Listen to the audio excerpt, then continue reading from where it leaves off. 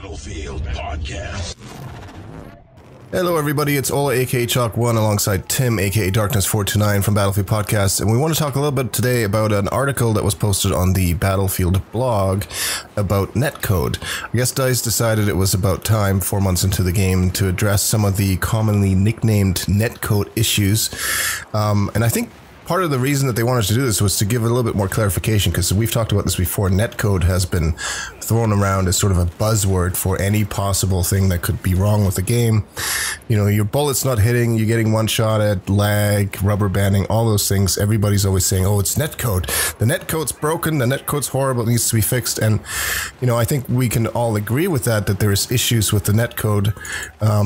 So it's interesting that DICE decided to give a bit more detail as to what they're working on, what they have already fixed, and just sort of give a bit more insight into these Netcode issues. Tim, they have a big list here of things that they're currently working on, which is nice to see. Let's talk a little bit about some of these. Yeah, so first off, they're talking about rubber banding issues that they're having in the game. They've made some optimizations to decrease the rubber banding that some players have had during gameplay. They said that the issue should be fixed in the upcoming patch. A lot of it has to do with packet loss and things like that. So hopefully in the upcoming patch, packet loss just in general will be optimized, and you shouldn't be having a rubber banding issue. People always talk about rubber banding. It's a really common thing. I mean, we had that issue in BF3. I would imagine a lot of first-person shooters have that issue. I feel like it's a very complicated thing. I think it comes down to overall player ping, where with the server, how much load is on it, and things like that. So I feel like it's a lot more complicated than what we really think it is. Yeah, I'm sure it is. And in general, netcode issues are really difficult to track down. Now, I will be the first person to say that Battlefield 4 has more of them than normal. But, you know, a lot of these games have that because people are playing in so many different environments. Some people are playing on really fast fiber optic internet. Some people are playing on, you know, somewhere in the countryside on smaller, slower connections. A lot of people share like their internet in the house with roommates and all kinds of things. But so it's rough, but rubber banding is probably one of the most obvious things that people notice, because nobody likes walking around a corner and then sort of being pulled back right around a second later. So that kind of plays into other things they're working on, like the kill camera delay or player death sync. If you ever been killed from behind the wall when you thought that you weren't being hit, things like that. So it's overall just synchronization between the clients and the servers. There was also mention of the tick rate. When Battlefield 4 first released, the information came to light by some people that did some research. What the general tick, the normal tick rate is for a multiplayer video game is a lot larger than what Battlefield 4 is running at. I believe it's running at like 10 hertz or something like that, where the normal is like 60. So they have said that they're taking a look at increasing the tick rate on specific servers, not all servers across the board, but they are going to try increasing the tick rate to see how that changed the behavior of the game. Yeah, it's one of those things that's I'd actually never heard of before. No, I had no idea what tick rate was until someone had talked about it in the forums. Right, but it's basically how often the server updates, and this is a direct quote, how often the server will update the game world. So I guess it's how frequently information is being sent back and forth between the server and everybody connected to it. And obviously, that's a critical piece of information. You know, I mean, when I shoot at you and my bullets hit you on my screen, I want them to hit you on your screen. And we've had that issue, you know, since the beginning of Battlefield 4. The other thing that I liked that they mentioned with the player death sync was some issues with damage indicators. I find that a lot, especially in Battlefield 4, and I noticed a big difference compared to Titanfall when I played that during the beta. In Titanfall, when I got hit from the left, for example, I would always be able to tell. Right. In Battlefield 4, you know, you get the little damage indicators when you're being shot at. It never seems to be in the right direction for me. No. Like it will look like I'm getting hit from the right. I turn around, nobody there. I get shot in the back. Right, exactly. So And I like that you brought up Titanfall because I feel like other games should take a look at how their hit indication system works, because it not only just shows you a direction, it actually shows you the angle. So sometimes you feel like you don't know if it's at a 30-degree turn or 180-degree turn or a 90-degree turn. But at least with the Titanfall, it showed you almost the exact angle and then elevation, if it was up or down or it was midline. I really liked that. So I would hope that in future Battlefield titles or even an update would kind of take that into consideration. I really liked that system. So a couple other things that they're working on. There's this instant death while sprinting that I didn't realize it had to do with sprinting. I thought it had to do with jumping, but it's basically that if you're walking or sprinting, you could get catapulted at high speed. It would then kill you because you'd hit an object or a wall or something like that. It's really funny. Funny to have that happen to you. The first time, I've only really had that happen a couple times, but maybe it's a bigger issue for people, so that's going to get fixed. And a couple of other various items revolving around Levolution being out of sync, shots appearing to be fired in the wrong direction, and apparently vehicles outside of the playable area not taking damage when fired at. So those, see, my issue with all these, I'm glad they're working on this, but it seems like 4 months in, this should have been stuff that they'd been working on for a long time. Right. No, before most definitely. Release. Most definitely.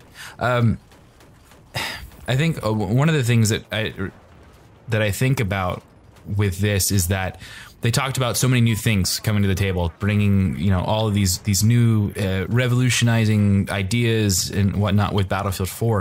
And I feel like they took on way too much in too little amount of time.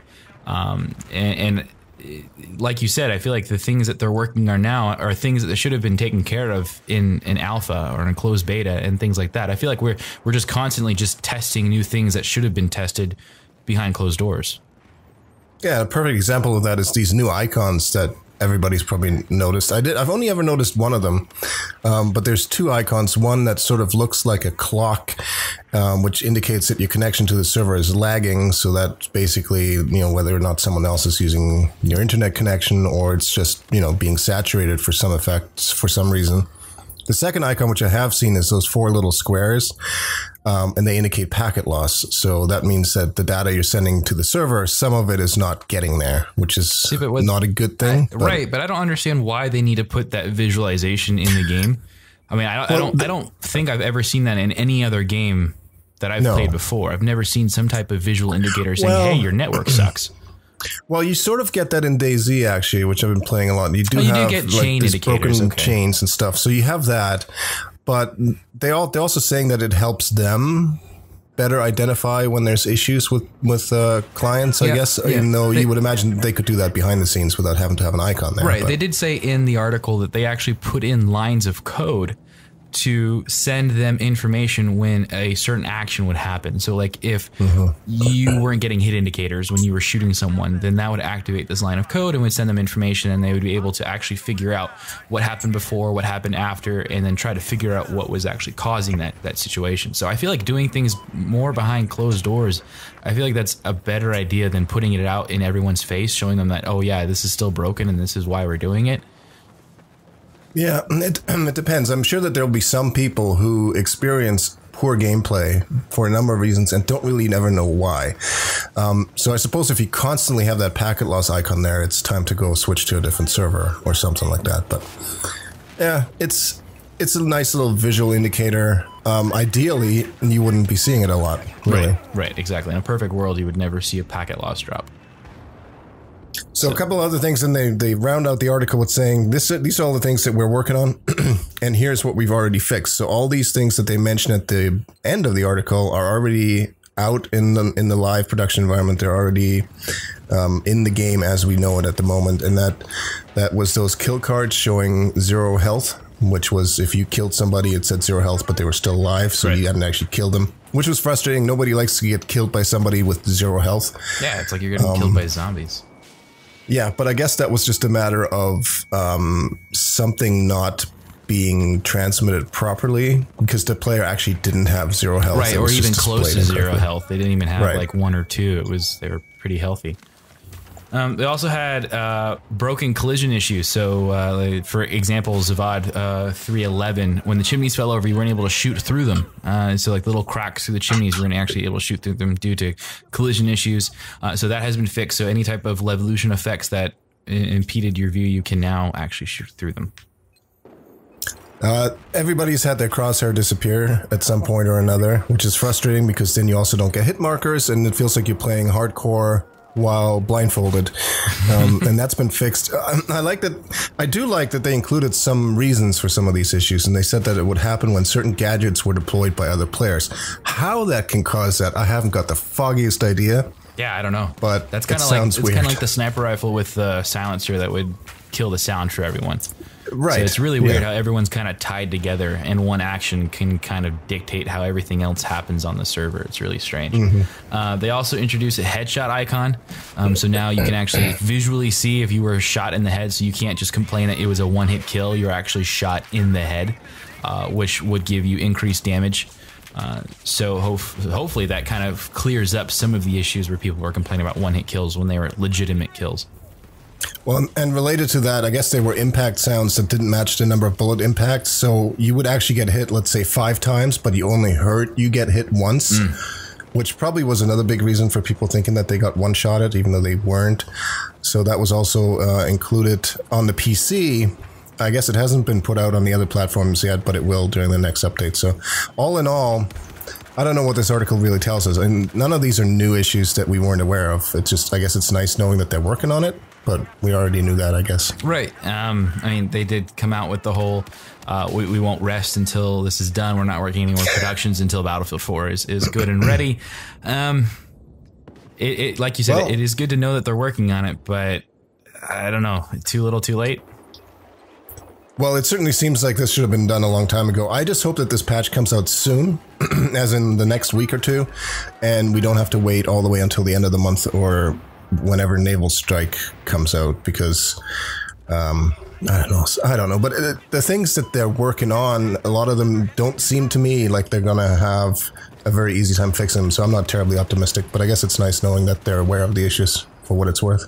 Well, guys, why don't you let us know what you guys think about the whole netcode problem? What you guys think, how you guys feel about DICE actually coming out in the open and saying, hey, this is what we're doing? Let us know down in the comment section below. If you guys like the video, please make sure to hit the old like button. It's greatly appreciated. If you're new to the channel, like we're doing here, please make sure to hit the subscribe button. If you'd like to follow us on Twitter, you can follow us at BF Podcast. And for all the other social media links, Twitch channels, Twitter follows, all that good stuff, you can head on over to www.battlefieldpodcast.com for all of those. Thanks so much for watching, guys. It's greatly appreciated. It's good to have Chalk One in the video. It's been a while. You managed to drag me out from the Chinaris out of the DayZ world for a little bit now. So if you guys liked having Chalk One in the videos again, make sure to hit the like button and let them know down in the comment section below.